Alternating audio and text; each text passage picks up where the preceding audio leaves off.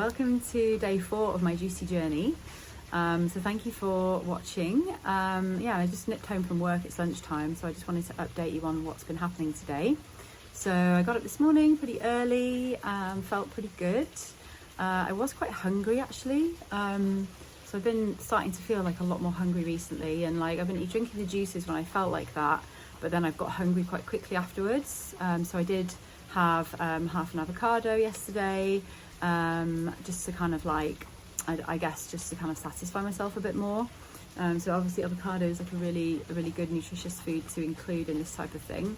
And that seemed to do the trick, so that was good. And then I basically woke up this morning, went to this local cafe and got this beautiful green juice. It's a cafe called Deli Devi, and they are sort of known on the island for their chocolate based products like cakes and cacao and things like that, but they also do these amazing green juices which are cold pressed, so really clean and clear, not lots of bits in them like some of the others have. So I ended up doing that, and then I got another one to take away, and then I went to work this morning. It's been quite a sort of quiet morning, just chatting with lots of colleagues and things, and then lunchtime I've just come home now, so I'm going to go back, and I've got a few client meetings this afternoon. But I have been starting to feel quite hungry, and also I have been aware of the fact that, you know, I could get quite triggered by doing this process, and actually I have noticed that maybe my intention has started to shift away from feeling like cleansing my body to wanting to like lose more weight, and actually that isn't something that I want to do. I spent 2.5 years in recovery from my eating disorder, and I put a lot of work and time and energy into recovery, and also into getting to this point now where I'm being very intuitive in my body and what I'm consuming. So obviously listening to my body, listening to what it needs, and so I'm going to probably eat some of the lunch that's available at work today. I'll start off with some like soft vegetables that have been like steamed, because you know, when you've been doing some sort of juice fast or cleanse, then your gut is maybe a little bit more sensitive than usual. And so what I want to do is just make sure that I don't aggravate that in any way. And so starting with some steamed vegetables is a really good way to do that, because you're getting all the fibre, you're getting the nutrients that are attached to those fibres, but also it's easier to digest as well. So it should be, you don't want to have any discomfort in the gut, because that could be quite unpleasant. And if you eat anything that's raw straight after doing a fast or a cleanse, that can actually generate quite a lot of gas in your digestive system, because the bacteria basically get so excited and they break down the carbohydrates really quickly, and so they can release quite a lot of gas from that. So I want to prevent that happening, and that can cause like painful like trapped gas. So so I'm going to probably do that now, because I've got a really busy afternoon, and I'm also like filming some stuff later as well, so I want to make sure that my body is like fueled well for that. So I'm being like really intuitive with it. I think in the past I would have thought, I'll lose some more weight and just like carry on and kind of switch into that mindset, and actually I probably would have started with that mindset in the first place. But this time, you know, I'm coming at it from a much healthier place now, and I have all this intuitive eating coaching experience behind me as well, so I'm able to really implement that with myself. And I think that's really important with healthcare professionals actually, is that you kind of need to practice what you preach a little bit in order to really understand what your clients are going through. So, you know, I really try to like dig deeply into all the different ways that people feed their bodies. You know, I was vegan for many years, I'm not anymore.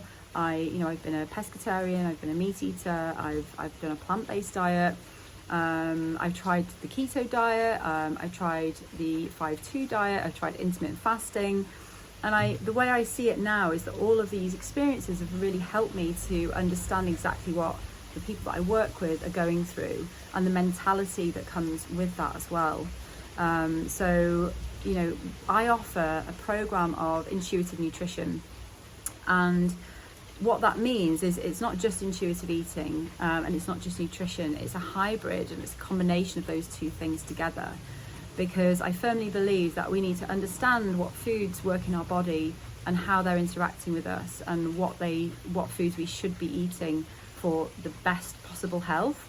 But then also we need to change our behaviour around food in order to be able to eat in the way that our bodies are requiring us to, and to release ourselves from these restrictive behaviour patterns that we have developed over, you know, years of being bombarded with diet culture, you know, comments and things on media and TV and things like that, which actually are really not useful, because all they do is they make us feel bad about our own bodies. They make us feel like we're inadequate in some way, like there's something wrong with our bodies and that we need to change them. And so that's what I love about intuitive eating, is that it helps you to relearn how to listen to your body's signals, instead of listening to all this external stuff that we've been like programmed with in our minds to think around food. I remember somebody said to me once, like, you know, when you need the toilet, you don't wait to go to the bathroom. You feel that need in your body, you listen to that signal, and then you go to the bathroom. So why do we think that it's okay when our body is telling us that we're hungry, that we need to fuel it? Why do we then ignore that signal and like wait for a particular time, or, you know, wait for or eat a certain, you know, number of calories when actually it's not satisfying us properly? And so this can lead to all sorts of problems with what we call disordered eating. And this is not an eating disorder, this is different. And everybody has patterns of disordered eating at some time in their life.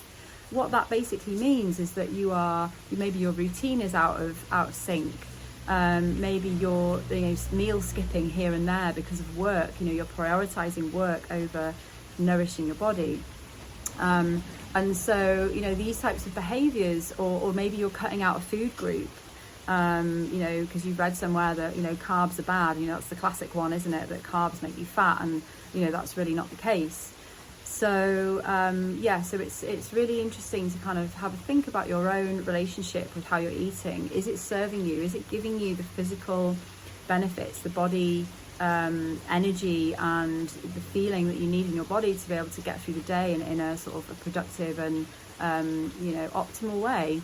And, you know, the majority of people that I speak to, actually that's not the case. You know, they've been trying various different diets, and they've come to a point now where none of them are really working, and they don't know what to do next. And so this is where I come in. I try to help people to relearn how to listen to their body signals and trust those signals, and then to eat the food that their body is asking for in that moment, with the knowledge of nutrition behind you as well. You know, one of the elements of intuitive eating is gentle nutrition, and that really is knowing that you need to eat a certain variety of food in order to be healthy. You know, it's the message of a balanced diet is still really important, even in when you're eating intuitively. And actually, if you really trust your body and you listen to your body's signals, your body will be asking for plant foods, for whole grains, for food that is really nourishing, you know, lean processed, unprocessed meats. Maybe you're really craving fish one day, you know. So these signals from the body will actually get stronger, and the more you trust them and the more you then act upon that trust, the more the trust will build up. And so you eventually completely change your behavior around food, and also your food choices in the moment as well. And you'll also be able to eat foods like a burger or a pizza without that guilty feeling that you get afterwards. You know, we've been so programmed to think that these foods are just terrible for you. I mean, if you're eating them all day, every day, yes, okay. So, you know, any food, I would say you should never eat too much of it. But as long as you're eating a variety of food, you know, having a pizza once a week, there's nothing wrong with that. As long as it isn't, you know, your standard diet and all that you're consuming. So the message really is, variety is the key. Listen to your body, trust your body. It really knows what it needs. And you are the expert on your body as well. You know, all these things that we hear, you know, they're kind of taking away that sovereignty from your own knowledge of your own body. And so, you know, that's quite a sad thing, really, to think that, you know, we're believing what somebody else is telling us about what our own body needs. And that's why intuitive eating is great, because it really helps you to understand and relearn that trust in yourself. So I hope this video is useful. I really enjoy sharing all my tips and knowledge with you. So if you have any comments, please leave them below. And if you would like to subscribe, that would also be great. And also, if you'd like to book a free discovery call with me to see if we can work to help you to become more intuitive with your eating, then please contact me via my website, where the link is also below.